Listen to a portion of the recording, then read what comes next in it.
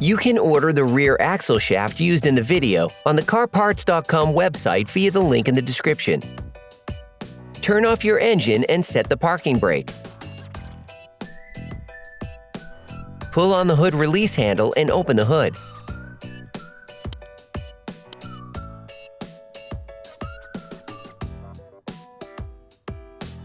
Open the brake fluid reservoir. Loosen the stud bolts on the rear wheels. Lift the rear of your vehicle. We strongly suggest watching our video on how to jack your Ford F-150 safely before carrying out this step. Place the vehicle on the jack stands. In order to change the rear axle shafts on your vehicle, you will need to take off the wheels to have full access. Don't forget to put the wheels under the vehicle. Now you need to remove the brake system. To do so, we recommend watching our video, How to Replace the Rear Brakes 0914 Ford F-150. We show you how to remove the caliper, pads, and discs if you decide to change them too, as we did in the video. You now have access to part of your rear axle shaft. In order to remove the rear axle shaft, you need to disengage it from the differential. Place a fluid collection tray under the differential to catch the differential fluid that will flow out. Hey, it's Alex from CarParts.com. If you enjoyed this video and want to support us, like, comment, and subscribe. Okay, back to work. Using a ratchet and a 10mm socket, unscrew the 10 bolts holding the differential cover.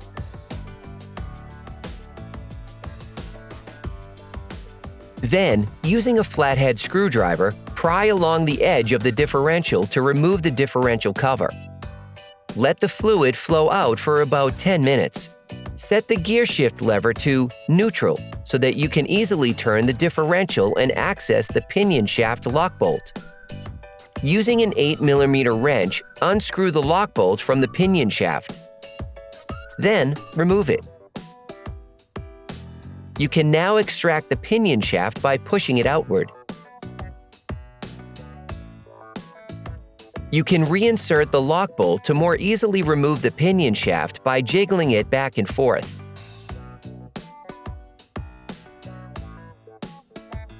If you want to know which tools and parts we use in this video, just check the description and you'll find everything you need.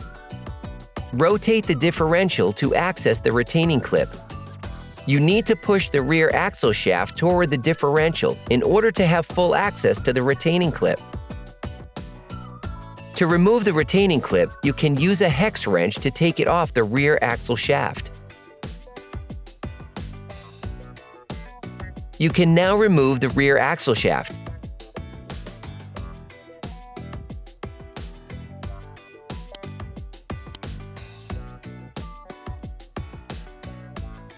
You can order the rear axle shaft used in the video on the CarParts.com website via the link in the description. Take the new rear axle shaft and insert it all the way into its slot.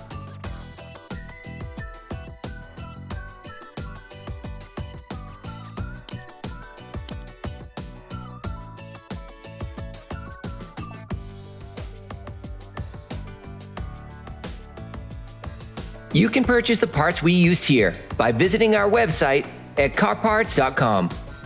Replace the retaining clip.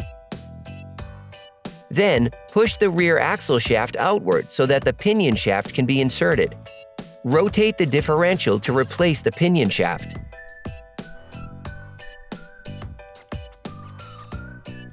Reinsert the pinion shaft.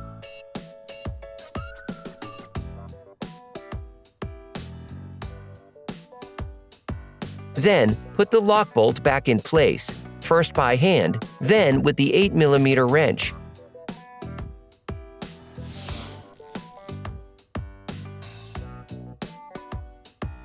Finish tightening using a torque wrench. Before replacing the differential cover, you need to clean the seal surface to ensure a perfect seal. Remove the used seal with a razor blade. Then scrub with fine sandpaper. Finish with brake cleaner and wipe with a paper towel. Repeat the same operations on the differential cover. Once perfectly clean, thinly apply silicone gasket maker in order to ensure a perfect seal on the differential. Replace the differential cover, first tightening the bolts by hand until they are finger tight. Finish tightening the bolts in staggered order using a torque wrench.